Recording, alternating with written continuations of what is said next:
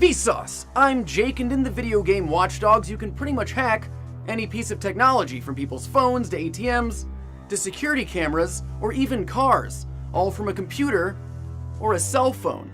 But how realistic is that compared to our own world? Is Watch Dogs possible?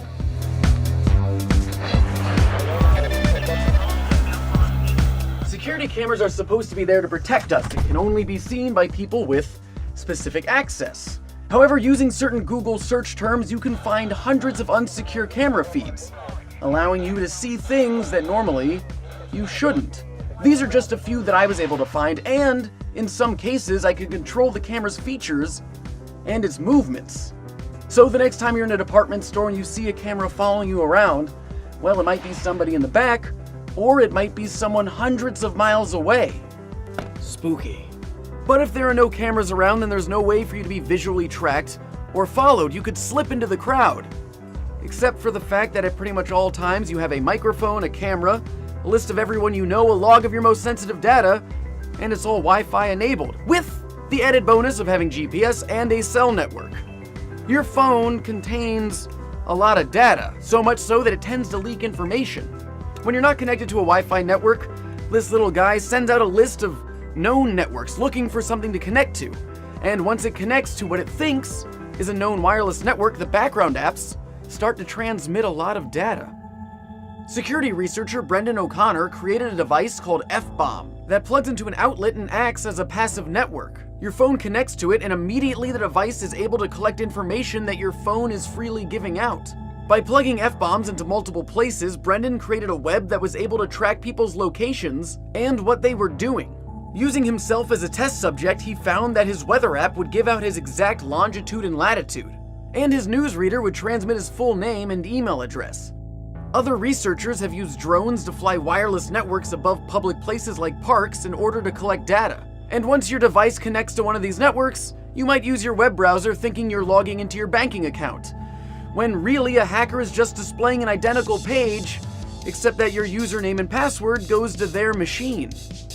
Or if you're a country's government, there is a product you can purchase to infect a target's phone, enabling you to track their location, listen in on their microphone, or activate their camera to take photos. As devices become more connected, we move closer to the Internet of Things. It is said that the first version of the Internet was about data being created by people, and the next version will be data created by things. There are wireless washers and dryers, refrigerators, and bathroom scales. But then there are things that could be deadly, like sniper rifles that are controlled wirelessly, or even pacemakers. There are over 3 million pacemakers and 1.7 million ICDs inside people's chests. And in 2006, they started becoming wireless. In 2013, researcher Barnaby Jack found a way to hack them. From 50 feet away, he could either have them shut down entirely, or he could have it send a high voltage shock of 830 volts directly to the heart. Barnaby was also able to hack insulin pumps, and as long as you were within a 300-foot radius, he could have the pump inject all of the insulin, about 45 days worth, in one go, a potentially fatal amount.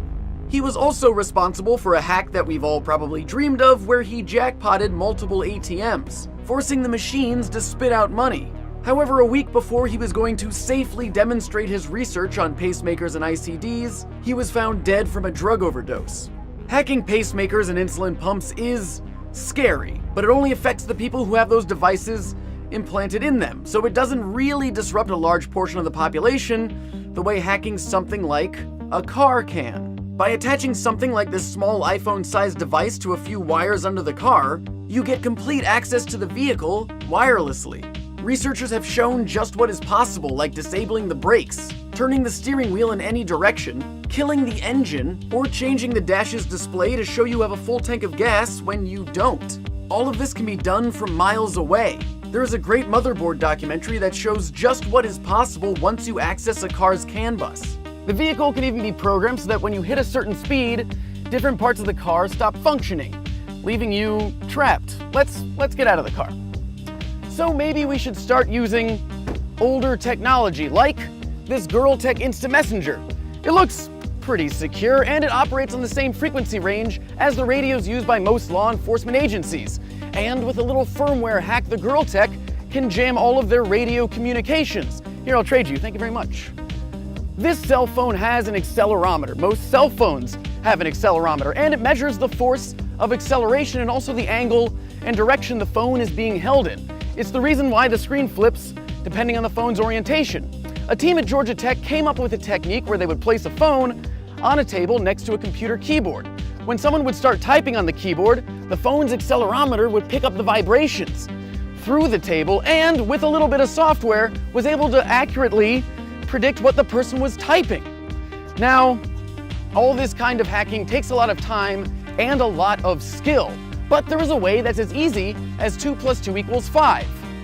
Social engineering. It's a technique where you manipulate people to do things or give you information they ordinarily wouldn't. Thank you.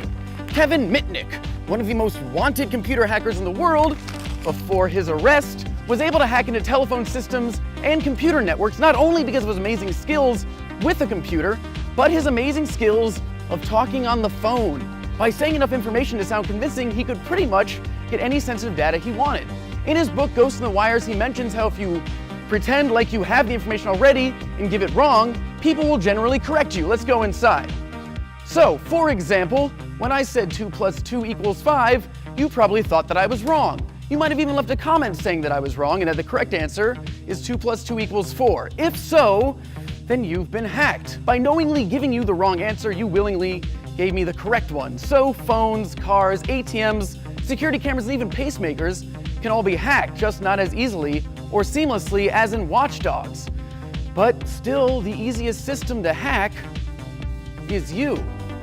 And, as always,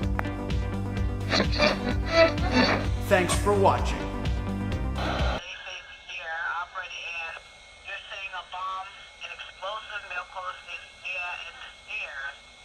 Anonymous mail posted by and hung up. Check it, advice.